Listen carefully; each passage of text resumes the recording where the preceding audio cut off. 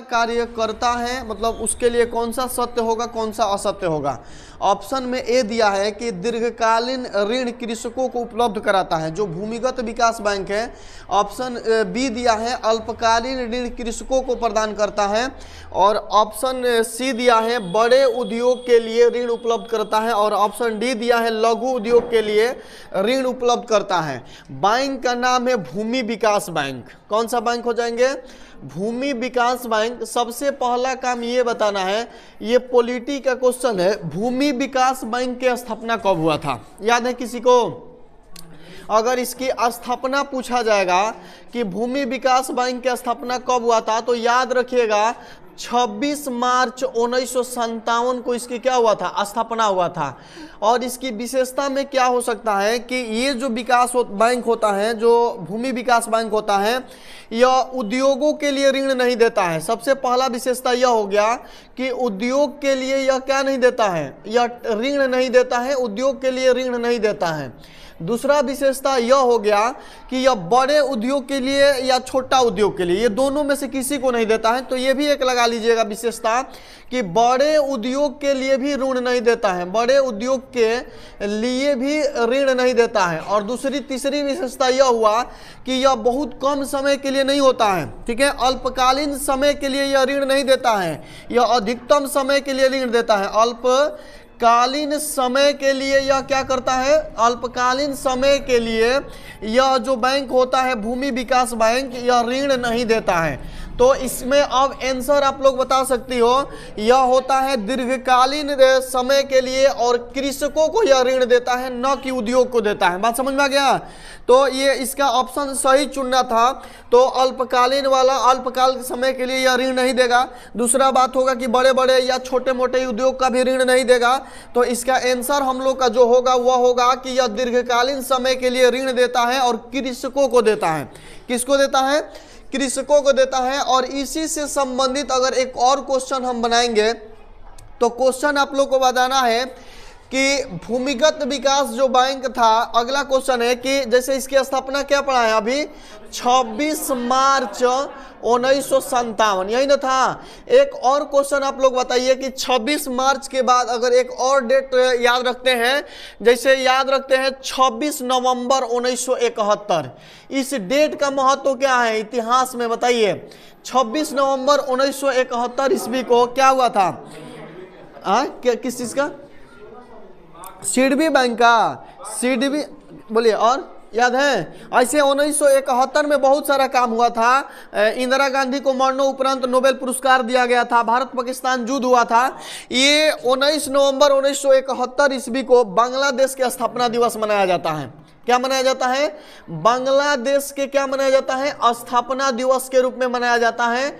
और यह जो भूमिगत विकास बैंक था, यह सबसे ज्यादा कहाँ सक्षम था? जैसे ये सबसे ज्यादा काम करता है बांग्लादेश के अंतर्गत, ठीक है।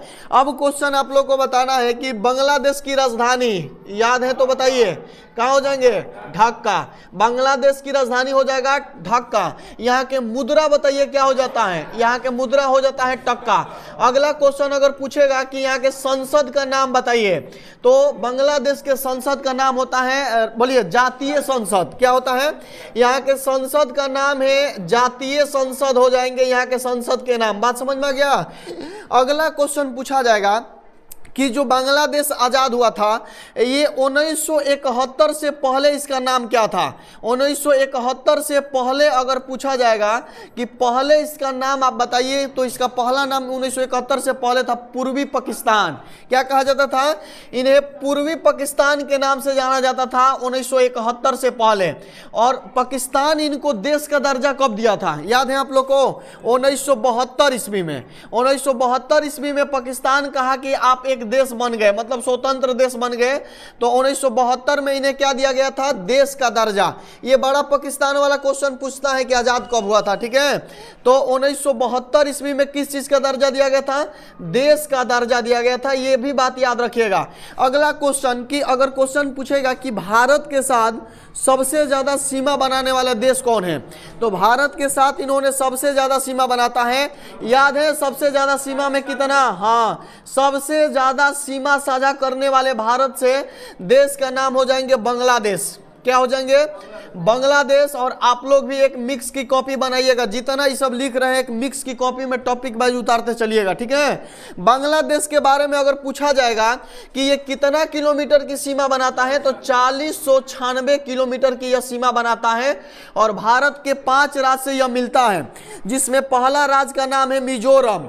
पहला राज्य के नाम क्या हो जाएंगे, मिजोरम। मिजोरम के बाद दूसरा हो जाएंगे, बताइए, मेघालय। मेघालय के बाद असम होता है, क्या होता है, तीसरा राज्य होता है असम। असम के बाद चौथा राज्य होता है क्या, त्रिपुरा। क्या होता है, त्रिपुरा। और पांचवा होता है, याद है आप लोग को, पश्चिम बंगाल। क्या हो जाएंगे, पश्चिम बंगाल। अब इससे 3 क्वेश्चन ये राज्य से भी पूछा जाता है।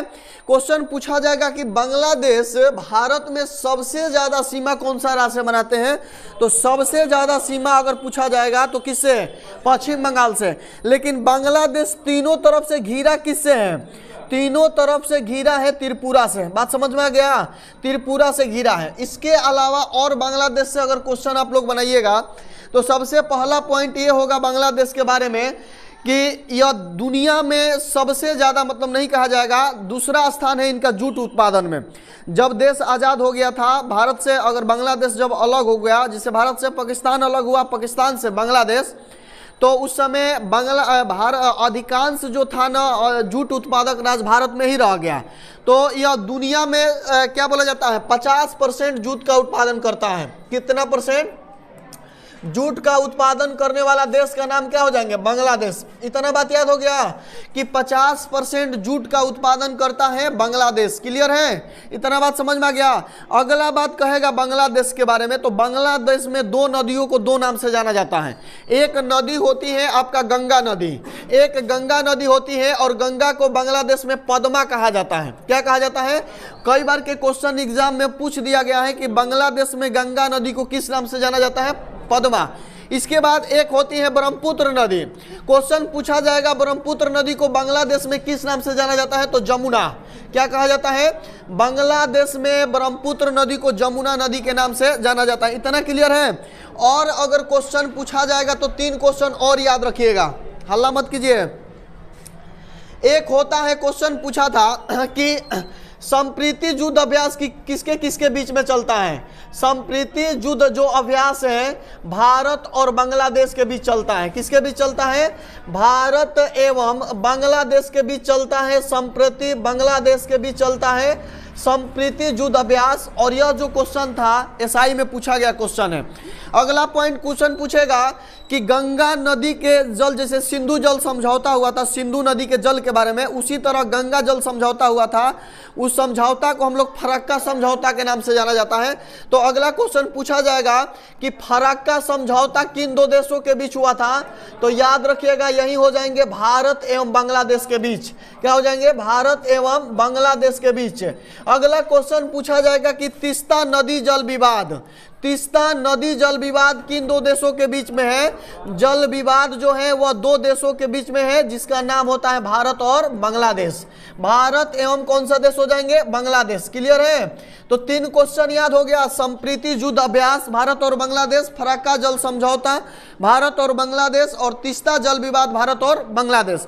इसके अलावा भारत और बांग्लादेश, भारत बांग्लादेश से कौन सा रेखा द्वारा अलग होता है, इस लाइन का नाम हो जाएंगे 0 डिग्री रेखा। कौन सा रेखा के तहत अलग होता है, 0 डिग्री रेखा के तहत अलग होता है। एक और क्वेश्चन याद रखिएगा, बांग्लादेश में चकमा जनजाति पाई जाती है। बांग्लादेश में कौन सा जनजाति पाई जाती है, चकमा जनजाति पाया जाता है। चकमा जनजाति बांग्लादेश के अंतर्गत पाया जाता है। यह के सबसे फेमस बंदरगाह है चटगांव। क्या होता है, बंदरगाह का नाम क्या हो जाएंगे, चटगांव। क्लियर हुआ, चटगांव। तो याद रखिएगा बांग्लादेश से इतना क्वेश्चन, ठीक है। लगभग में 10 से 15 देश भी खत्म कर दिए। अब देखिए अगला क्वेश्चन की तरफ देखते हैं। इकोनॉमिक्स का क्वेश्चन था, समझ में आया है कि नहीं आया है ये भी बताइएगा।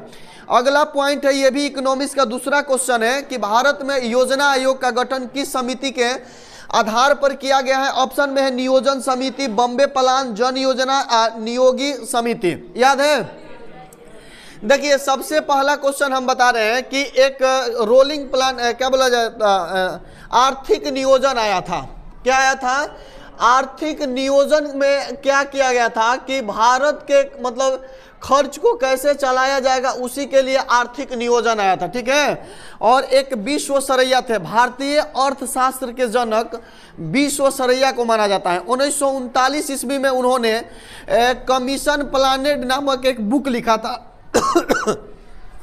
जिसमें क्या किया था, आर्थिक नियोजन की चर्चा किया था, ठीक है। 1938 में एक अधिवेशन हुआ था, उस अधिवेशन का नाम था हरिपुरा अधिवेशन। और इस हरिपुरा अधिवेशन में थे पंडित जवाहरलाल नेहरू। पंडित जवाहरलाल जो नेहरू थे, हरिपुरा अधिवेशन में इन्होंने नियोजन समिति बनाया था। क्या बनाए थे, नियोजन समिति के गठन किए थे पंडित जवाहरलाल नेहरू 1938 में। इसके बाद 1944 में 8 गो उद्योगपति मिलके बॉम्बे प्लान बनाया था। कौन सा प्लान बनाया था, बॉम्बे प्लान का निर्माण कब हुआ था, बॉम्बे प्लान जो बना था 1900 कब में बना था, 1944 में 8 उद्योगपतियों ने मिलकर इसको बनाया था। उसके बाद 1950 ईस्वी में क्या आया था,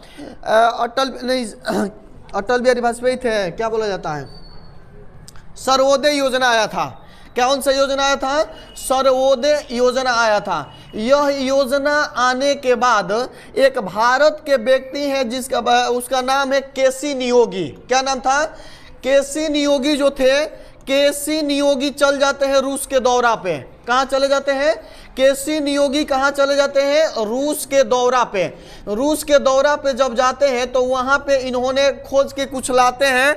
और केसी नियोगी के सिफारिश पे भारत में कब हुआ था, याद है आप लोग को, 15 मार्च 1950 ईस्वी को, 15 मार्च 1950 ईस्वी को केसी नियोगी के सिफारिश पर योजना आयोग का गठन किया गया। कब किया गया, योजना आयोग का गठन कब किया गया था, बताइए, डेट याद है, कब हुआ था, 15 मार्च 1950 को योजना आयोग का क्या हुआ, योजना आयोग का गठन हुआ। और इस योजना आयोग के जब गठन हुआ था तो कहा जाता है कि यह एक गैर संवैधानिक पद था। मतलब योजना आयोग के जो चर्चा है वह भारत के संविधान में नहीं लिखा गया है, ठीक है। तो पूछा जाएगा कि निम्न में से कौन सा गैर संवैधानिक है, तो ये क्या हो जाएंगे, गैर संवैधानिक। क्या हो जाएंगे, गैर संवैधानिक जो हो जाएंगे, योजना आयोग हो जाएंगे गैर संवैधानिक।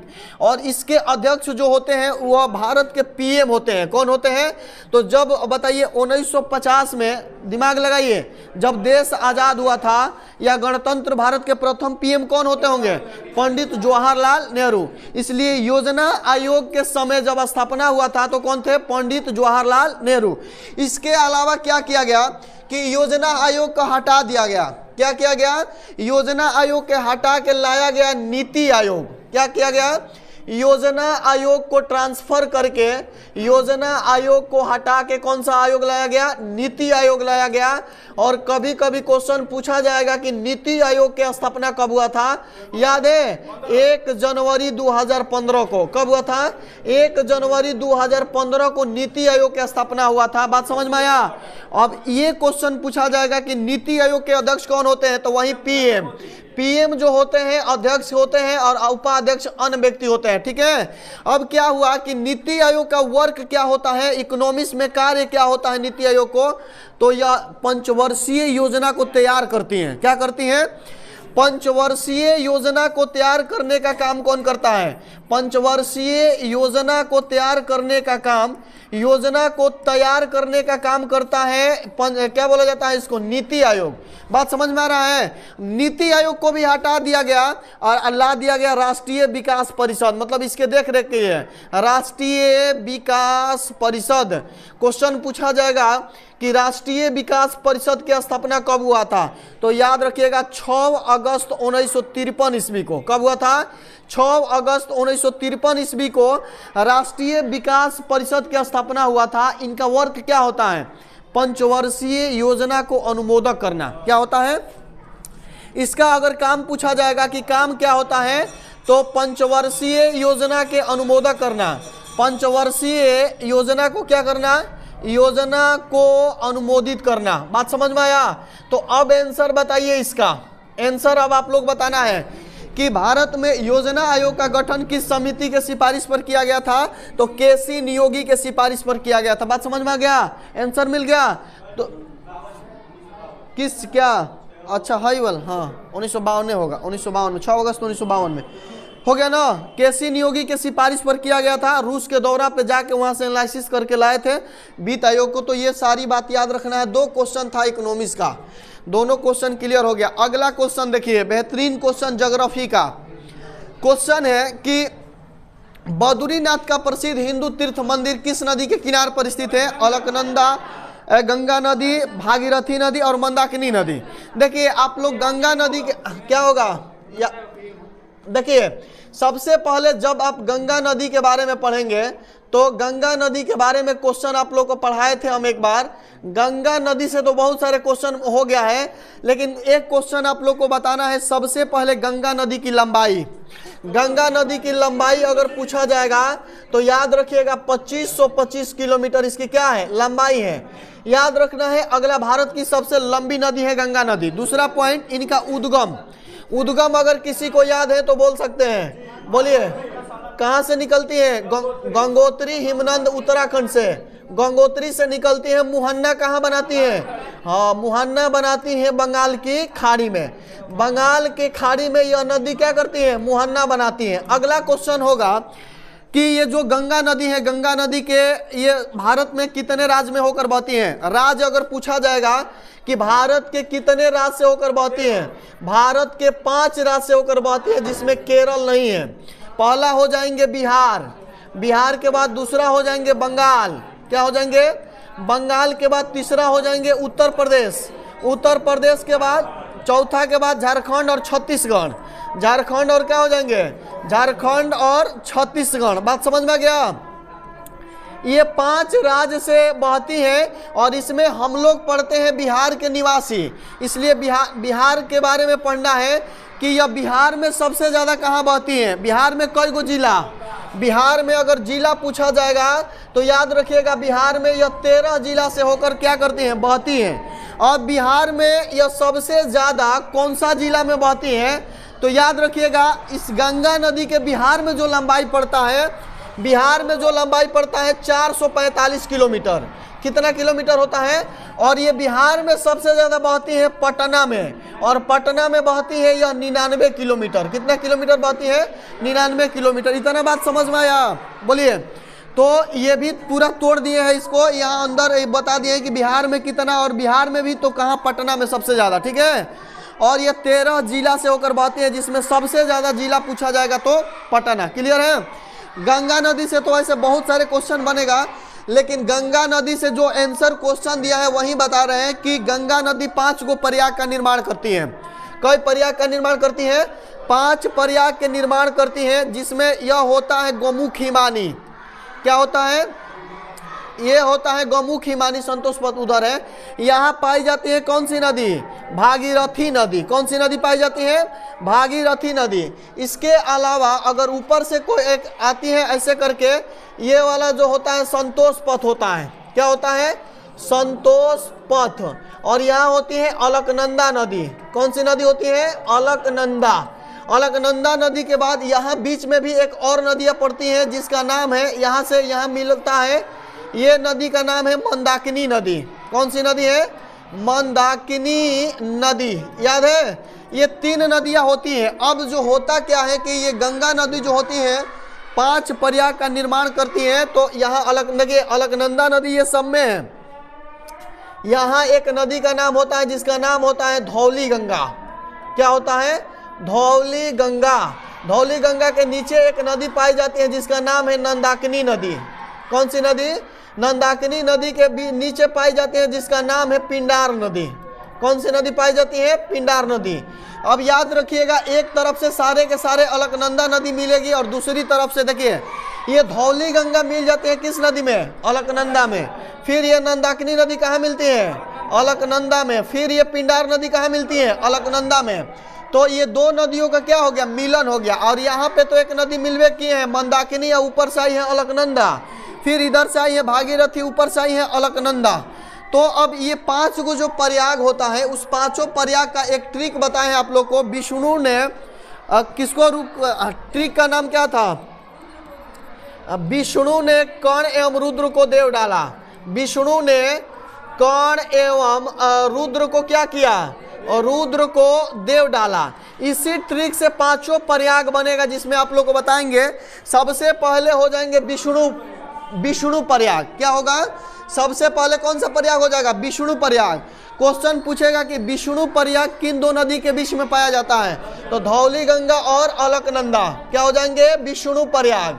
इसके अलावा पूछेगा कि नंदाकिनी नदी और अलकनंदा नदी के बाद में कौन सा प्रयाग पड़ता है, तो ने से हो जाएंगे नंद प्रयाग। क्या हो जाएंगे, नंद प्रयाग हो जाएंगे। और अगला पॉइंट पूछा जाएगा कि पिंडार नदी और अलकनंदा नदी से कौन सा प्रयाग हो जाएंगे, कर्ण प्रयाग। कौन सा प्रयाग हो जाएंगे, कर्ण प्रयाग। तो 3 गो प्रयाग हो गया। इसके बाद रुद्र प्रयाग आता है। रुद्र प्रयाग होती है, इधर से आती है मंदाकिनी नदी और इधर से अलकनंदा, तो यहाँ बन जाता है कौन सा प्रयाग, और रुद्र प्रयाग। और फिर यहाँ से देखिए ऊपर से आती है अलकनंदा नदी और यहाँ से आती है भागीरथी नदी, और यानी अलकनंदा और भागीरथी के जहाँ संगम होता है, अलकनंदा प्लस भागीरथी के संगम को ही बोला जाता है गंगा। यानी जहाँ मिल जाती है वहाँ कौन सी नदी का निर्माण कर देती है, गंगा नदी के क्या करते हैं, निर्माण कर देती हैं। बात समझ में आया। इसके अलावा क्वेश्चन क्या और बन सकता है कि अब देखिए ये जो मंदाकिनी नदी के तट पर है एक पर्वत है और एक मंदिर है जिसका नाम है केदारनाथ। क्या नाम है, केदारनाथ जो होता है यह भगवान शिव के लिए प्रसिद्ध है। किसके लिए प्रसिद्ध है, शिव के लिए। तो कभी क्वेश्चन पूछ देगा कि केदारनाथ कौन सी नदी पे है। उसके बाद अलकनंदा नदी पे है बद्रीनाथ। कौन सी नाथ हो जाएंगे, बद्रीनाथ। और बद्रीनाथ जो होता है विष्णु भगवान के लिए मंदिर है। किसके लिए प्रसिद्ध है, विष्णु भगवान के लिए क्या हो जाता है, मंदिर हो जाता है।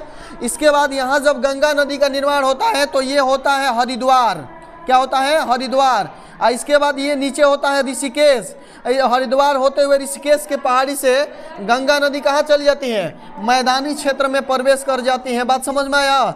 तो अब इसका आंसर आप लोग को बताना है। बोलिए क्या हो सकता है उत्तर, अलकनंदा नदी। देखिए बद्रीनाथ पूछा था तो क्या हो सकता है, आंसर हो जाएंगे अलकनंदा नदी।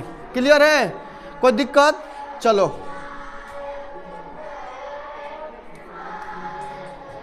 अगला क्वेश्चन कि देखिए ये मिडिल हिस्ट्री का मराठा साम्राज्य का क्वेश्चन है। और क्वेश्चन दिया गया है कि शिवाजी के प्रशासन में पेशवा क्या होता था, पेशवा। ऑप्शन दिया है कि रक्षा मंत्री, न्याय मंत्री और धार्मिक मंत्री या प्रधानमंत्री। ठीक है, सबसे पहला पॉइंट लगाते हैं शिवाजी। क्या लगाते हैं, सबसे पहले लगाते हैं शिवाजी। और शिवाजी की पूरी जीवनी छोटा सा में लिख देते हैं, आप लोग याद कर लीजिएगा, काम आएगा हर एग्जाम में। सबसे पहले ये मराठा साम्राज्य के संस्थापक थे। क्वेश्चन पूछा जाएगा कि मराठा साम्राज्य के संस्थापक के नाम अगर बताइए तो संस्थापक के नाम क्या हो जाएंगे, संस्थापक थे शिवाजी। शिवाजी की अगर जन्म की बात पूछा जाएगा तो याद रखिएगा जन्म हुआ था इनका 20 अप्रैल 1627 ईस्वी में। 20 अप्रैल कब हुआ था, 20 अप्रैल 1627 ईस्वी में इनका जन्म हुआ था पुन्ना में। कहाँ हुआ था, जन्म अगर स्थल की बात पूछा जाएगा तो जन्म स्थल कहाँ हो जाएंगे, पुन्ना में। कहाँ हो जाएंगे, पुन्ना में। शिवनेर दुर्ग में हुआ था, पुन्ना के निकट शिवनेर दुर्ग में शिवाजी का क्या हुआ था, जन्म हुआ था 20 अप्रैल 1627 ईस्वी में। अगला पॉइंट पूछा जाएगा कि इनके पिता का नाम बताइए आप लोग, तो याद रखिएगा शाहजी भोसले इनका पिता से। क्या थे, शाहजी भोसले इनके क्या पिता का नाम था, शाहजी भोसले। और माता का नाम था जीजाबाई। माता का नाम क्या था, माता का नाम था जीजाबाई और पिताजी का नाम था शाहजी भोसले। बात समझ में आ गया इनकी। और अगला क्वेश्चन पूछा जाएगा कि गुरु का नाम क्या था, तो एक गुरु थे जिसका नाम था कोणदेव। क्या नाम था, कोणदेव। और एक आध्यात्मक गुरु भी इन्होंने बनाया था, आध्यात्मक गुरु एक बनाया था जिसका नाम था रामानंद। आध्यात्मक गुरु शिवाजी के कौन हो जाएंगे, रामानंद। बात समझ में आ गया। इनकी एक सौतेली माँ थी, कौन थी, सौतेली माँ थी। और सौतेली का माँ का नाम था तुक्काबाई। क्या नाम था, सौतेली माँ का नाम क्या हो जाएंगे, तुक्काबाई। तो पहले इतना बात समझ में आया, माता का नाम जीजाबाई, पिता का नाम शाहजी भोसले, गुरु के नाम कोणदेव, आध्यात्मक गुरु रामादास, और सौतेली में क्या हो जाएंगे, सौतेली माँ हो जाएगी तुक्काबाई। ये शिवाजी को क्या बोला जाता है, शिवाजी को कौन सा, पहाड़ी चूहा के नाम से जाना जाता था। इन्हें पहाड़ी चूहा भी कहा जाता था, चूहा भी कहा जाता था। किस राजा को कहा जाता था पहाड़ी चूहा, तो शिवाजी को। शिवाजी ही एक ऐसा हिंदू धर्म के राजा थे जिन्होंने औरंगजेब बहुत सारा कोशिश किया कि शिवाजी के हरा दे। शाहजी भोसले शिवाजी लेकिन हारे नहीं। लास्ट में इनको शिवाजी को औरंगजेब गद्दी पर भी बैठाया विश्व विजेता घोषित करके, ठीक है। शिवाजी सबसे ज्यादा अपने जीवन में डरते थे तो अपनी माता से और गुरु कोणदेव से, मतलब इनके जीवन पे सबसे ज्यादा प्रभाव पड़ा था। तो एक प्रभाव पड़ा था किसके, माता के, और दूसरा गुरु का इनका नाम था जो कोणदेव। सबसे ज्यादा प्रभाव पड़ा था, इनके नाम से डेट आता है बहुत ज्यादा। इन्होंने सबसे पहला युद्ध किया था 1947 ईस्वी में। 1900 कहाँ, 1600 कब हुआ था? इन्होंने अपना पहला युद्ध कब किया था? 1647 ईस्वी में। 1647 ईस्वी में इन्होंने अपना पहला युद्ध किया था बीजापुर के खिलाफ। किसके खिलाफ? बीजापुर के खिलाफ जो थे अपना पहला आक्रमण किया। और इन कहा जाता है कि ये अपने आक्रमण में कौन सा विधि अपनाए थे? तो गुरिल्ला पद्धति। गुरिल्ला पद्धति क्या होती थी? रुक रुक के और छुप छुप के वार किया जाता था, ठीक है। तो इतना बात समझ में आया। इसके बाद 1647 में जब इन्होंने बीजापुर पर आक्रमण किया तो वहां पे पनिहार का किला लूट लिया, कोल्हापुर के किला लूट लिया, ठीक है, सिवनेर का दुर्ग लूट लिया, बहुत सारे काम किया। इसके बाद इनका भेंट हो जाता है 1658 ईस्वी में औरंगजेब से। किससे मुलाकात हो जाता है?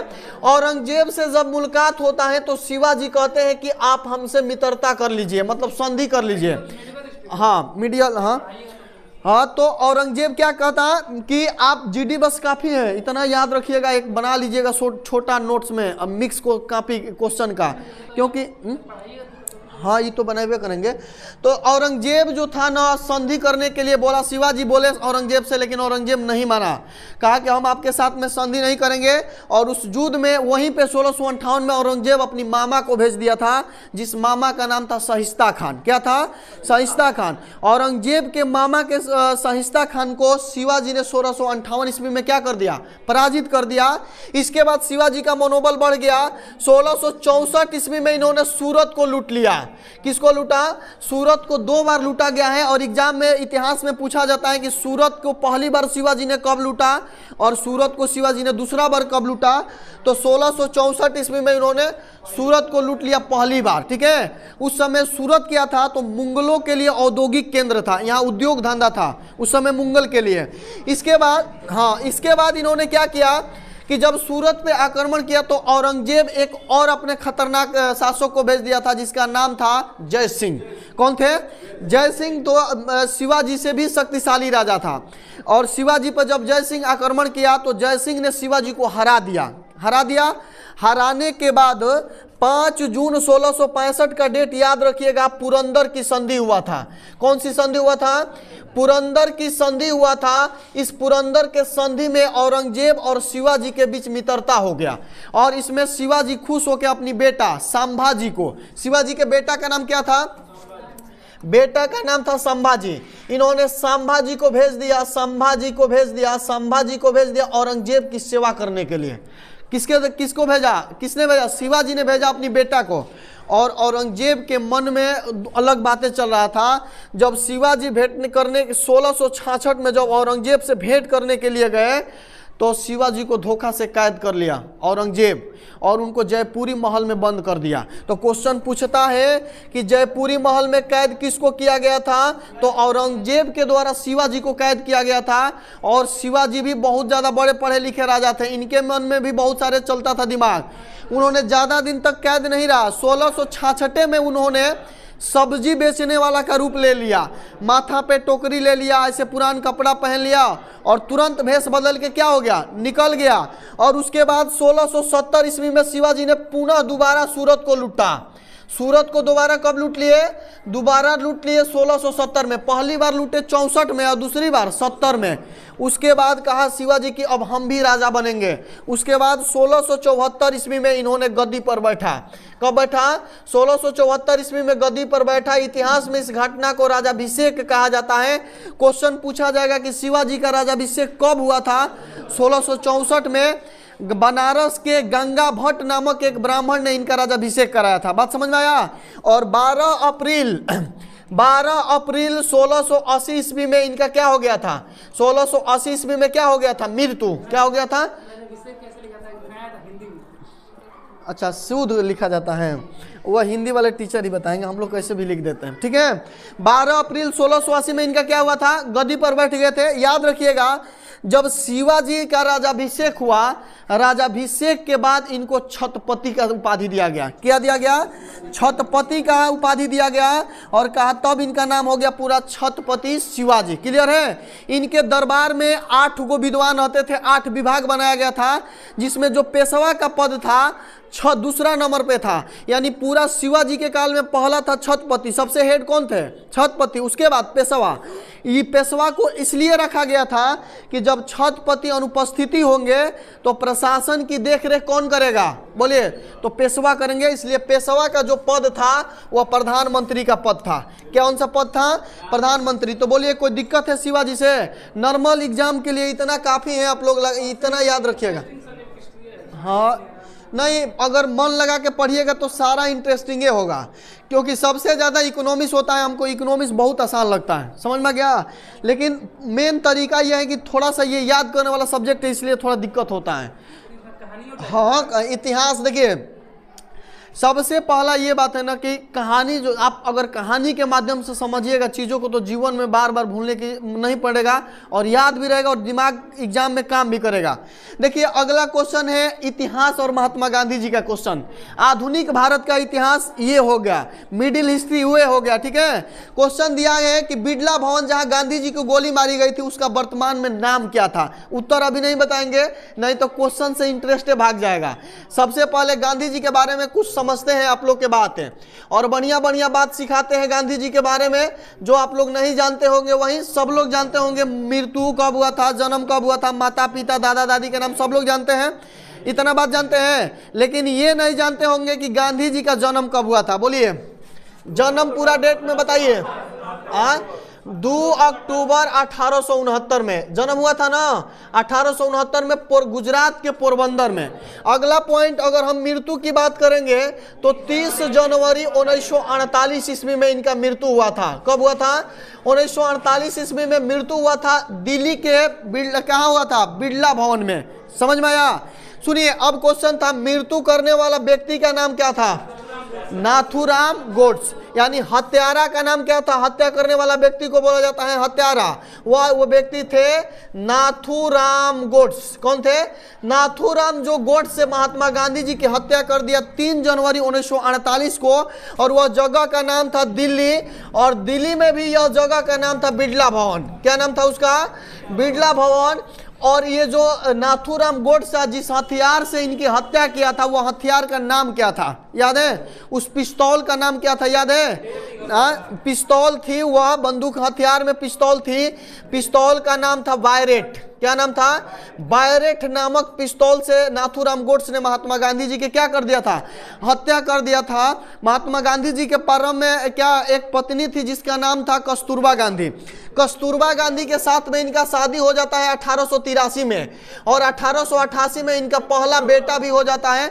14 वर्ष के अवस्था में इनका जन्म, गिन लीजिए 1869 के बाद 14 वर्ष के एज में इनका शादी हुआ था 1883 में, और 83 के बाद 5 वर्ष बाद 83 या 5 होता है 88, पहला पुत्र का जन्म हुआ। कौन सा, हरिलाल। हरिलाल नामक मतलब इनके पुत्र थे, इनका जन्म हुआ। जन्म के बाद इनके मन में यह चला कि अब हमको कमाना जरूरी है, कुछ करना है, तो इन्होंने सबसे पहले 1889 में इंग्लैंड के लिए रवाना हो गए। 1889 में इंग्लैंड गए, किसके लिए पढ़ने के लिए, तो कानून की पढ़ाई पढ़ने के लिए, बैरिस्टर की पढ़ाई पढ़ने के लिए, और वहां जाके 2 साल तक मेहनत किए, और 1891 में इन्होंने पूरा बढ़िया से बैरिस्टरी की पढ़ाई पढ़ ली, वकालत जान गए, और आके इन्होंने वकालत करने लगे मुंबई और राजकोट में। भारत में आए और मुंबई और राजकोट में क्या करने लगे, राजकोट में वकालत करने लगे। ठीक 3 बरस बाद 1893 में एक गुजराती व्यक्ति के मुकदमा लड़ने के लिए इन्होंने चले गए साउथ अफ्रीका। उस व्यक्ति का नाम था, गुजराती व्यक्ति का नाम था दादा अब्दुल्ला। 1893 ईस्वी में दादा अब्दुल्ला नामक गुजराती व्यापारी, कौन थे, दादा अब्दुल्ला नामक गुजराती व्यापारी के मुकदमा लड़ने के लिए चले गए साउथ अफ्रीका, और वहीं पे महात्मा गांधी जी को रंग भेद आंदोलन का सामना करना पड़ा था। ठीक है, ठीक 93 के बाद 1896 में ये भारत आए। भारत आए तो इनकी पत्नी कही थी कि आप इतना दिन से साउथ अफ्रीका में रह रहे हैं, हमारी भी इच्छा है कि आपके साथ घूमने चलूँ साउथ अफ्रीका।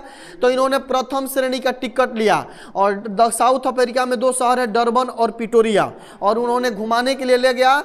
और जेबियन नामक एक अंग्रेज था, महात्मा गांधी जी को ट्रेन से मारकर उतार दिया कि तुम काले हो। क्या कहकर उतारा? कि तुम काले हो। महात्मा गांधी जी के आत्मा में बहुत सारा दुख पहुंचा कि इनसे ज़्यादा पढ़ा लिखा हूँ, इनसे ज़्यादा विद्वान हूँ, फिर भी रंग के आधार पर ही लोग भेदभाव कर रहे हैं। तो वहीं पे महात्मा गांधी जी ने कहा कि सबसे पहले, और आगे बढ़ाते हैं इसको, 1896 में हो गया ना, 1901 में महात्मा गांधी जी कहाँ आ गए?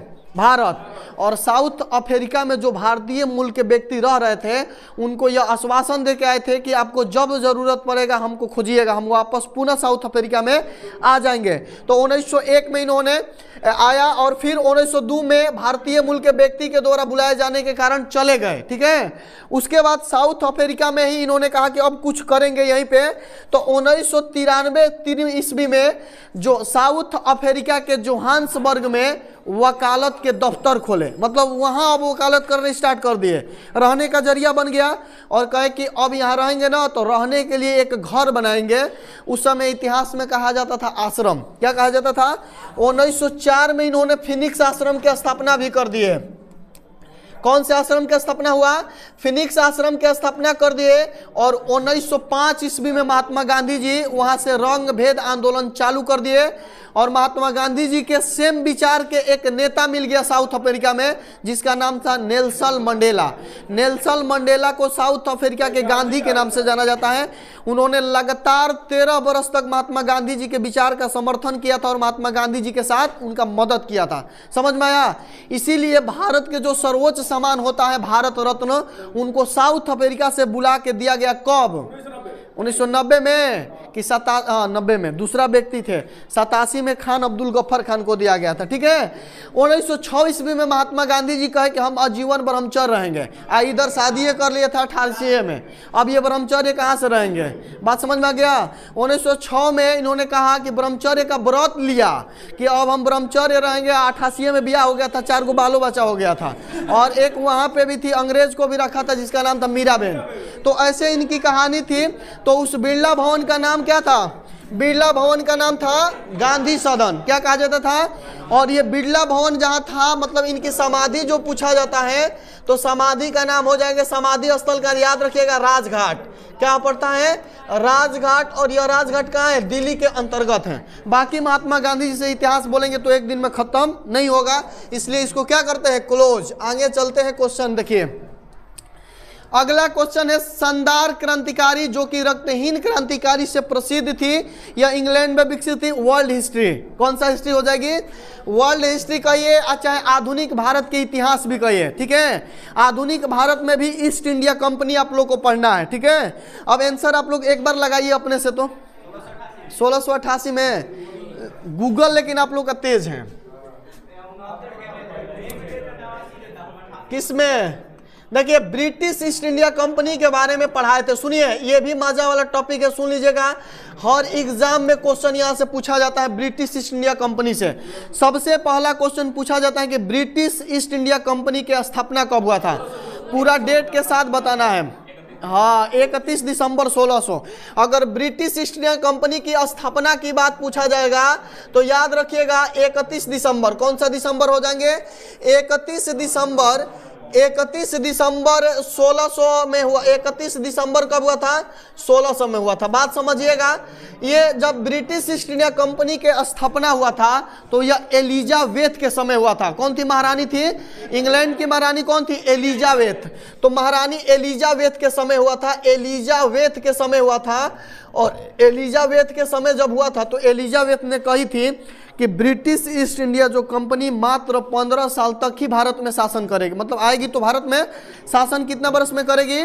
लगातार 15 वर्ष ही करेगी। तो एलिजाबेथ जो थी, इन्होंने 15 वर्ष के लिए ही रखी थी, घोषणा की थी कि ब्रिटिश ईस्ट इंडिया कंपनी जो था अपनी शासन करेगा। तो कितना वर्ष करेगा? 15 वर्ष। इसके बाद एक इंग्लैंड का सम्राट बना जिसका नाम था जेम्स प्रथम। इंग्लैंड के सम्राट का नाम था जेम्स प्रथम। और ये बेचारा जेम्स प्रथम जो था, कहा कि नहीं, अब जो ब्रिटिश ईस्ट इंडिया कंपनी थी आजीवन कार्य का मतलब आजीवन व्यापार करेगी, आजीवन तक इनका रहेगा वर्चस्व। बात समझ में आ गया? क्लियर है? 3 क्वेश्चन और याद रखिएगा। अब सुनिए, भारत में जो यूरोपीय कंपनी का आगमन हुआ था, जिसके लिए आधुनिक भारत में ट्रिक पढ़ाए थे, paid the fees, paid the क्या पढ़ाए थे? Paid the fees. ये ट्रिक पढ़ाए थे पुर्तगाल, ब्रिटिश ईस्ट इंडिया, डच, उसके बाद डेनमार्क हो जाएंगे, फ्रांसीसी, स्वीडिश, ये यूरोपीय कंपनी आई है। इस यूरोपीय कंपनी में सबसे सफल कंपनी कौन थी ये सब में? तो कौन हो जाएगी? ये सफल कंपनी बन के उभरी थी, सफल कंपनी। इसके पीछे रीजन यह था कि यह प्राइवेट कंपनी थी। कौन सी कंपनी थी? प्राइवेट कंपनी थी। और इस एक कंपनी में 277 लोग का साझेदारी था। कितना लोग का साझेदारी था इसमें? 213 लोग पार्टनरशिप में थे, 17 लोग, 217 लोग इसमें पार्टनरशिप में थे। याद है? इसलिए इन प्राइवेट कंपनी होने के कारण ही इनका विकास सबसे ज़्यादा हुआ था। इसलिए माना जाता है कि सबसे ज़्यादा क्या बोला जाता है? विकसित कंपनी थी। 3 क्वेश्चन आधुनिक भारत के इतिहास से, मध्यकालीन भारत के इतिहास से यह 3 टॉपिक जोड़ता है, याद रखिएगा।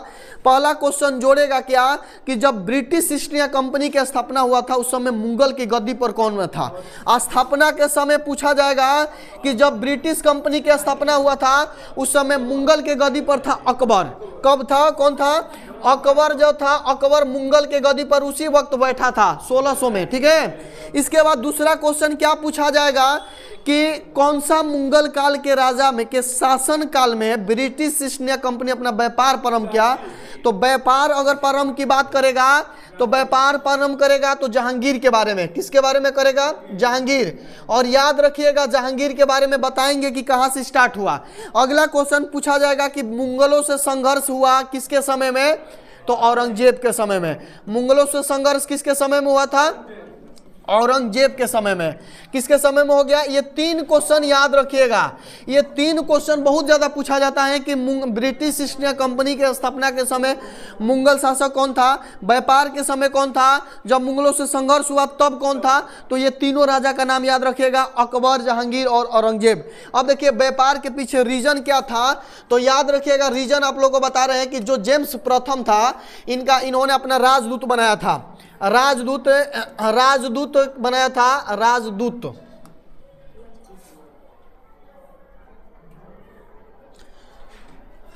देखिए जेम्स प्रथम जो था, जेम्स प्रथम किसको राजदूत बनाए थे? याद है? कैप्टन हॉकिंस को। किसको बनाए थे? जेम्स प्रथम ने क्या किया था? जेम्स प्रथम जो था, जेम्स प्रथम अपना राजदूत बनाया कैप्टन हॉकिंस को, जिसको विलियम हॉकिंस के भी नाम से जाना जाता है। क्या कहा जाता है? विलियम हॉकिंस को। और इन्होंने इनको भेज दिया 1609 में इनको भारत भेज दिया। कौन? जेम्स प्रथम। कौन भेजा? जेम्स प्रथम भेजा किसको? विलियम हॉकिंस को। किसके लिए भेजा था? व्यापार करने के लिए। और जब ये विलियम हॉकिंस भारत आया तो जहांगीर के दरबार में गया था। और जहांगीर के दरबार में, ऐसे तो ये था अंग्रेज, लेकिन जहांगीर के दरबार में जब गया तो वहाँ जहांगीर से बात किया फारसी भाषा में। किस भाषा में? तो एक और क्वेश्चन पूछा जाता है कि मुगलों की भाषा क्या थी? तो मुगलों की भाषा क्या थी? फारसी। जब इन्होंने ऐसे जाके कहा कि हमको टैक्स माफ़ करिए, जहांगीर से कहा था कि आप टैक्स माफ़ करिए, मतलब टैक्स माफ़ करने के उद्देश्य से आया था विलियम हॉकिंस जहांगीर के दरबार में 1609 में। लेकिन जहांगीर ने वैसा कुछ नहीं किया, टैक्स माफ़ नहीं किया। लेकिन इनकी विद्वता को देख के, इनकी गुणता को देख के उन्होंने कहा कि आपको एक उपाधि देंगे जिसका नाम था इंग्लिश खा। क्वेश्चन पूछा जाएगा कि इतिहास में इंग्लिश खा के नाम से किसे जाना जाता है? तो याद रखिएगा विलियम हॉकिंस को। ठीक है? ये जब असफल हुआ तो जेम्स प्रथम जो था दूसरा व्यक्ति को भेजा जिसका नाम था टॉमस रो। क्या नाम था? टॉमस रो जो था 1615 में आया वहीं जहांगीर के दरबार में। यह भी क्वेश्चन पूछा जाता है कि जहांगीर के दरबार में आने वाले कौन सा विदेशी था? तो यह था विलियम हॉकिंस या ये क्या बोला जाता है? पहला था विलियम हॉकिंस, दूसरा नंबर है टॉमस रो। तो ये टॉमस रो जब आया तो इनको जहांगीर ने क्या किया? टैक्स मुक्त कर दिया। क्या कर दिया? टैक्स मुक्त कर दिया। और टैक्स मुक्त करने के बाद अगर क्वेश्चन पूछा जाएगा कि ब्रिटिश ईस्ट इंडिया कंपनी के पहला गवर्नर कौन थे? याद है? बोलिए। ब्रिटिश ईस्ट इंडिया कंपनी के प्रथम अगर गवर्नर की बात पूछेगा तो टॉमस स्मिथ थे। कौन थे? टॉमस स्मिथ पहला गवर्नर थे। लेकिन अगर हम आप लोग से क्वेश्चन पूछेंगे कि भारत आने वाला प्रथम अंग्रेज कौन था, बोलिए राल्फ फिंच, जो अकबर के दरबार में आया था। राल्फ फिंच किसके दरबार में आया था? अकबर के दरबार में आया था। बातें समझ में आया? तो क्लियर है, बोलिए। तो याद रखिएगा, अब आंसर हो जाएंगे। ये जो शानदार रक्तहीन क्रांति जो हुई थी कब हुआ था? 1688 में। 1600 का डेट फिक्स है। 1917 में चंपारण सत्याग्रह हुआ था और 1789 में क्या हुआ था? फ्रांसीसी क्रांति हुआ था। और 1917 में एक और क्रांति हुई थी, रूसी क्रांति, जिसको बेल्शेविको क्रांति या अगस्त क्रांति के चंपारण सत्याग्रह हुआ था। याद रखना है, ये याद हुआ था रूसी क्रांति। 1917 में कौन सी क्रांति हुई थी? रूसी क्रांति। और ये कौन सी हुई थी? फ्रांसीसी क्रांति। याद हो गया पूरा? तो ब्रिटिश ईस्ट इंडिया भी आपका क्या हो गया? समाप्त। 6 क्वेश्चन। प्राचीन इतिहास, बोलिए। सिंधु घाटी की खुदाई में मिले अवशेष में तत्कालीन व्यापारी और आर्थिक विकास के घोतक क्या थे? ऑप्शन है मिट्टी के बर्तन, मुद्रा, नावें और मकान। बोलिए क्या हो जाएंगे? देखिए अपने से भी दिमाग लगाइए, अगर नहीं पढ़े होंगे विकास कैसे होगा? बिना मुद्रा के विकास हो सकता है? नहीं होगा। तो ये भी क्वेश्चन लगा सकते हैं, लेकिन आंसर बता दिए। यहाँ लगाते हैं सिंधु घाटी सभ्यता। ज्यादा नहीं, 2-4 क्वेश्चन बताएंगे। सबसे पहले इनका कार्यकाल बताइए, कब से कब तक था? 2500 से 1750। 2500 से 1750 के बीच में सिंधु घाटी सभ्यता का समय था। ठीक है, सिंधु घाटी सभ्यता को सिंधु घाटी क्यों कहते हैं? इसका पीछे रीजन क्या था? क्योंकि यह सिंधु नदी के तट पर स्थित था। कौन सी नदी के तट पर स्थित था? सिंधु नदी के तट पर स्थित था, इसलिए इनको कहा जाता है सिंधु घाटी सभ्यता। क्लियर है? अगला क्वेश्चन है, इसको हड़प्पा सभ्यता क्यों कहा जाता है? तो हड़प्पा में इसकी पहली खुदाई हुई थी। पहली खुदाई जो हुआ था, पहली खुदाई कहाँ हुआ था? हड़प्पा में, इसलिए हड़प्पा सभ्यता भी कहा जाता है। बात समझ में आ गया? अगला क्वेश्चन पूछा जाएगा कि जानकारी किसने दिया था? मैसेज। सिंधु घाटी सभ्यता के मैसेज किसने दिया था? तो मैसेज मतलब संदेश किसने दिया था? तो चार्ल्स मैसेन। उन्हीं के नाम पे है, मैसेज के नाम पे ही याद रखिएगा। चार्ल्स मैसेन नामक एक अंग्रेज व्यक्ति ने सिंधु घाटी सभ्यता के बारे में जानकारी दिया था। इसके बाद जब जानकारी मिला था तो भारतीय पुरातात्विक साक्ष्य के जो पिता कहा जाता है एस कनिंघम, उन्होंने जाकर वहां देखा कि आखिर ये क्या है। तो उन्होंने जब जाकर देखा तो क्वेश्चन ये भी पूछा जाता है कि सर्वेक्षण किसने किया था? तो सर्वेक्षण किया था एस कनिंघम। किसने किया था? S Cunningham. और इसके बाद एस कनिंघम के बाद खुदाई का आदेश किसने दिया था? तो खुदाई का आदेश दिया था जॉन मार्शल, जो एक उच्च अधिकारी थे। कौन थे? John Marshall. और जॉन मार्शल ने कहा कि आप लोग एक मजदूर खोजिए। और ये सर्वेक्षण जो किया था कनिंघम, तो देखा कि 13 लाख वर्ग किलोमीटर में उबड़ खाबड़ आकृति है। तो इसने अंदाजा लगाया कि यहाँ कुछ न कुछ मिलेगा खुदाई करने पे। तो चार्ल्स वहाँ के जो अधिकारी थे जॉन मार्शल, इन्होंने खुदाई के लिए कहा कि आप लोग एक मजदूर खोजिए। उस मजदूर मिला, तो जिसका नाम था दयानंद सहानी। तो अब लगा देते हैं फिर से यहाँ पे हड़प्पा। पहला खुदाई हुआ था हड़प्पा। और पहला क्वेश्चन है कि हड़प्पा कहाँ है? तो पाकिस्तान में। कहाँ है? हड़प्पा स्थित है पाकिस्तान में। कौन सा जिला में? माउंट गोमरी जिला। कौन सा जिला हो जाएंगे? हड़प्पा जो हो जाएंगे माउंट गोमरी जिला में स्थित है। अगला क्वेश्चन पूछा जाएगा कि कौन सी नदी के तट पर है? रावी नदी के तट पर है। कौन सी नदी पूछा जाएगा? रावी नदी के तट पर है। खुदाई कब हुआ था? 1921 ईस्वी में। कब हुआ था? 1921 ईस्वी में खुदाई हुआ। व्यक्ति का नाम था दयानंद सहानी। व्यक्ति का नाम हो जाएंगे दयाराम सहानी। दयाराम सहानी हो जाएंगे व्यक्ति के नाम। और जब खुदाई हुआ, दयाराम सहानी खुदने गए, तो सबसे पहले स्टार्टिंग उस जगह पे किया जहाँ की मिट्टी टाइट थे वहाँ। तो फिर आगे बढ़ा तो देखा कि मुलायम मिट्टियाँ हैं। खुदा कुछ देर खुदाई किया तो देखा कि एक सीढ़ी का पौदान मिला उसको, जो सीढ़ी होती है ना, और वह सीढ़ी बहुत उत्तम किस्म की बनी हुई थी, शहरी मॉडल की सीढ़ी थी। इसलिए कहा जाता है कि सिंधु घाटी सभ्यता शहरी सभ्यता थी। कैसी सभ्यता थी?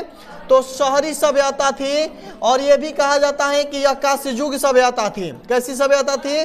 कांस्ययुगीन सभ्यता थी और यह शहरी सभ्यता थी। खुदाई करने के बाद यहाँ बहुत सारे साक्ष्य मिला। और साक्ष्य में पहला साक्ष्य मिला था, बोलिए क्या मिला था? श्रमिक का आवास। क्या मिला था? श्रमिक के साक्ष्य की अगर बात पूछा जाएगा हडप्पा में तो या बता रहे हैं श्रमिक के क्या मिला था? श्रमिक के क्या मिला था? आवास। उसके बाद याद है आप लोग को जो मिट्टी के बर्तन बनाने वाला क्या होता है? कुम्हार के चौक। तो कुम्हार के लिख देते हैं कुम्हार का चौक। कुम्हार के चौक भी यही मिला था। इसके बाद अन्न रखने का जगह आना नगर, आना नगर दोनों जगह मिला था। मोहनजोदाड़ो में भी मिला था और यहाँ पे भी मिला था, लेकिन यहाँ वाला छोटा था, मोहनजोदाड़ो वाला बड़ा था। इसके बाद क्या बोला जाता है? आना नगर के बाद लकड़ी के ओखली मिला। लकड़ी के क्या मिला था? ओखली। और लकड़ी के ताबूज मिला था। लकड़ी के ही क्या मिला था? लकड़ी के ताबूज मिला था। और ताबूज जो होता है ना ओखली को ऐसे कूटने वाला, उसी को ताबूज बोला जाता है। RH 37 कब्रिस्तान मिला था। क्या मिला था? कब्रिस्तान मिला था। RH 37 कब्रिस्तान के बाद और स्वास्तिक के चिन्ह मिले था। ये वाला जो चिन्ह होता है ना स्वास्तिक का, ये भी मिला था। हाथी के क्या मिला था? हाथी के खोपड़ी मिला था। हाथी के खोपड़ी मिला था। तो याद रखना है इसको। ये क्वेश्चन का आंसर हो जाएंगे हम लोग का क्या? बोलिए मुद्राएं। क्या हो जाएंगे? मिट्टी के बर्तन को टेराकोटा कहा जाता था, टेराकोसा। हडप्पा सभ्यता में मिट्टी के बर्तन को क्या कहा जाता था? टेराकोसा। तो क्लियर है?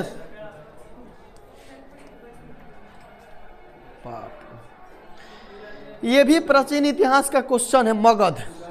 बोलिए आंसर आप लोग बताइए। नहीं मिलेगा ना?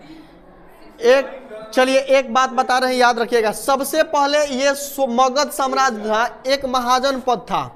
क्या था? 16 महाजन पद था, एक महाजन पद नहीं था। 16 महाजन पद जो होता था, 16 महाजन पद, इस 16 महाजन पद की चर्चा 2 पुस्तकें में मिलता है। इतिहास की 2 पुस्तक, एक बौद्ध धर्म की पुस्तक थी और उस बौद्ध धर्म की पुस्तक का नाम था अंगुत्तर निकाय। क्या नाम था? अंगुत्तर निकाय था। इसमें भी मिलता है किसका? 16 महाजन पद की चर्चा। दूसरा जैन धर्म की एक पुस्तक थी, उस जैन धर्म की पुस्तक का नाम था, याद है आप लोग को? क्या? भगवती सूत्र। क्या नाम था? भगवती सूत्र था। ये 2 पुस्तक में 16 महाजन पद का चर्चा मिलता है। इन 16 महाजन पदों में सबसे विकसित था मगध। सबसे विकसित कौन था? मगध। और मगध के बात बता दे कि मगध जो पड़ता है बिहार में ही पड़ता है। मगध के उत्तर में थी फाल्गु नदी। कौन सी नदी थी? फाल्गु नदी। दक्षिण में थी, पश्चिम में कौन सी नदी हो जाएगी? सोन नदी। और उत्तर में थी गंगा नदी। कौन सी नदी? गंगा नदी। और दक्षिण में कौन था? विंध्याचल पर्वत। यानी कहने का मतलब ये है, सुनिए, पर्वत ये मगध का चौहदी है, मगध का चौहदी। और 16 महाजन पद में सबसे शक्तिशाली, अगर पूछा जाएगा कि सबसे शक्तिशाली कौन था, तो सबसे शक्तिशाली था मगध। बात समझ में आ गया? अब याद रखिएगा, मगध पे टोटल 7 वंशों ने राज किया था। मगध पे कितने वंश ने? 7 वंशों ने शासन किया था, जिसका ट्रिक बताए हैं हसीन मशूक शाह। क्या बताए थे? हसीन, याद है? मशूक शाह, याद है? हसीन मशूक शाह। हसीन जो थी किसका पत्नी का नाम था? किस क्रिकेटर का पत्नी का नाम था? हाँ, युवराज सिंह के पत्नी तो अंग्रेज है, उसका हसीन नाम कहाँ से आ जाएगा? बोलिए भारत में मुस्लिम क्रिकेटर कौन कौन से हैं? मोहम्मद शमी की पत्नी का नाम था हसीन, जिसने तलाक दी थी। समझ में गया? हाँ, हर्यक वंश, हर्यक वंश हो जाएंगे। उसके बाद क्या हो जाएंगे? शिशुनाग वंश। इधर सानिया मिर्जा का भी तलाक हो गया ना, अब नहीं जाएगी पाकिस्तान में। नंद वंश, कौन सा वंश हो जाएंगे? नंद वंश के बाद मौर्य वंश। लेकिन अभी सीमा हैदर का अच्छा चल रहा है ना, सीमा हैदर ठीक ठाक अपना अब चला रही है घर, यूट्यूब से कमाई भी हो रहा है उनका। इसके बाद क्या हो जाएंगे? शुंग वंश। क्या हो जाएंगे? और उसके बाद क्या हो जाएंगे? कौरव वंश। उसके बाद संतवाहन वंश। ठीक है, सुनिए, संतवाहन वंश। इसमें राजा का क्रम बताना है, सही से सजाने के लिए सजाना है। देखिए हर्यक वंश में जो राजा हुए, सुनिए, बिंबिसार हुए, अजातशत्रु हुए, उदयन हुए, नागदशक। बोलिए इन चारों नाम में अगर जो पहला आएगा वो पहला नंबर पे होगा। सुनिए, पहला बिंबिसार, अजात शत्रु, उदाइन, उदाइन के बाद नाग दशक। तो ये चारों में से कौन है बोलिए? उदाइन। तो पहले एक नंबर पे हो जाएंगे उदाइन। क्या हो जाएंगे? एक नंबर पे क्या हो जाएंगे? उदाइन। इसके बाद देखिए, अब अगर आएंगे हम लोग शिशुनांग वंश में, तो शिशुनांग वंश की स्थापना शिशुनांग ने ही किया था। शिशुनांग के बाद अगला राजा बना कालाशोक। कौन बना? तो इसमें है कालाशोक। कालाशोक 2 नंबर पे आ जाएंगे। क्या आ जाएंगे? कालाशोक। बात समझ में आ गया? और कालाशोक के समय में ही दूसरा बौद्ध संगतिया हुआ था। ठीक है, 350। हाँ मतलब ये तो इसमें शिशुनांग है। अच्छा हाँ है ना, तो 2 नंबर पे शिशुनांग ना आएगा। चलिए 2 नंबर पे यहाँ लिख दीजिएगा शिशुनांग, शिशुनांग। और शिशुनांग के बाद बना कालाशोक, तो 3 नंबर पे क्या आ जाएंगे?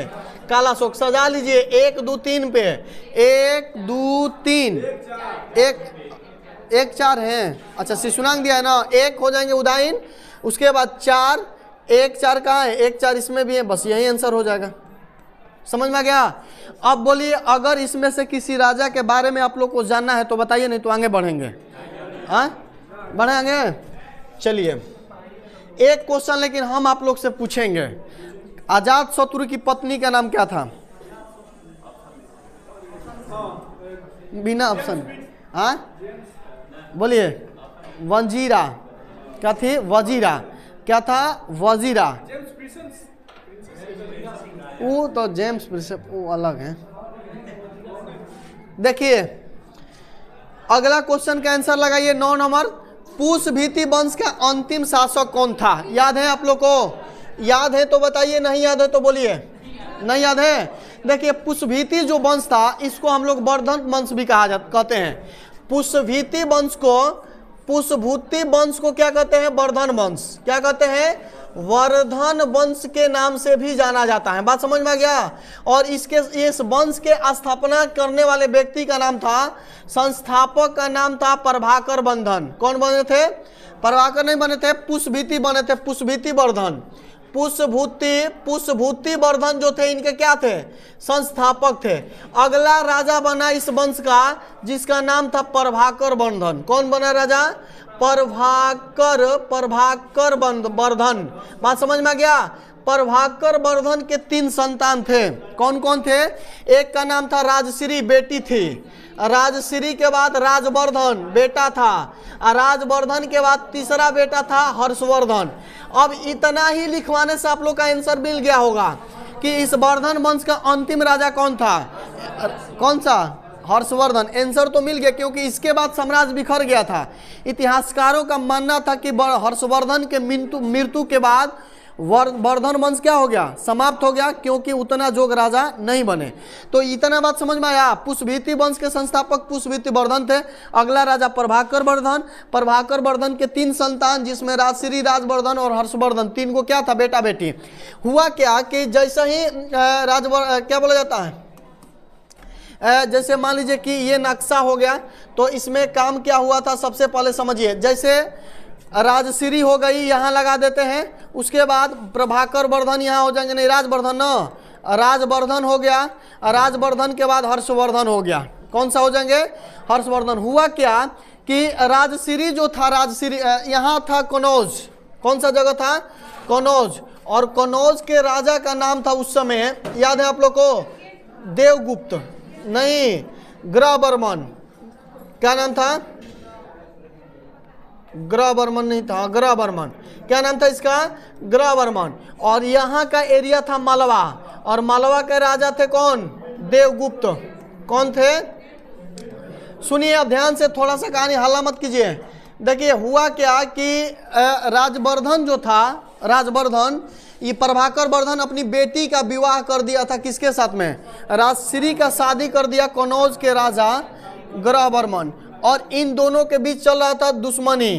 क्या था? और ये इंतजार कर रहा था कि आपकी शादी कब होगा। शादी के तुरंत कुछ दिन बाद देवगुप्त ने ग्रहवर्मन को हत्या कर दिया। ठीक है, हत्या करने जब गया तो उस समय इनका शादी हो गया था। इनकी पत्नी को भी इनकी तो हत्या करबे किया, इनकी पत्नी को भी यहाँ से लखेर लिया था। और वह बेचारी भाग के कहाँ चली गई थी? जंगल। कहाँ चली गई थी? जंगल में भाग के चली गई थी। तो ये कहा, इसका जो भाई था राजवर्धन, राजवर्धन कहा कि आप मेरे क्या बोला जाता है, मतलब जीजा के हत्या कर दिए हैं, हम आपको नहीं छोड़ेंगे। तो राजवर्धन ने क्या किसकी हत्या कर दिया, बोलिए, ये हत्या कर दिया किसके, देवगुप्त को। और देवगुप्त का एक दोस्त था जिसका नाम था शशांक। शशांक ने कहा राजवर्धन से कि आप मेरे प्रिय दोस्त की हत्या किए हैं, मैं आपको हत्या करूंगा। तो शशांक किसकी हत्या कर दिया, बोलिए किसकी हत्या कर दिया, राजवर्धन। और राजवर्धन, अब हर्षवर्धन कहा कि तुमने मेरे भाई की हत्या कर दी है, मैं भी तुमको नहीं छोड़ूंगा। तो हर्षवर्धन किसकी हत्या कर दिया, शशांक। यहाँ से शशांक भी खत्म हो गया और ऊपर सारी राजा खत्म हो गया। अंतिम राजा कौन बचे, हर्षवर्धन। और हर्षवर्धन जब गद्दी पर बैठा तो इनके सामने दो बातें आया, एक बहन का पता लगाना और दूसरा साम्राज्य संभालना। एक इतिहासकार थे अतीश दिवाकर नामक व्यक्ति, जिन्होंने राजश्री का पता लगा के लाया और क्या बोला जाता है, हर्षवर्धन जो था गद्दी पर बैठा दिया। बात समझ में आया। और गद्दी पर बैठाने के बाद कनौज का राजा बनाया अपनी बहन को और अपने संरक्षक के रूप में काम किया। तो याद रखिएगा ये क्वेश्चन के आंसर हो जाएंगे हर्षवर्धन।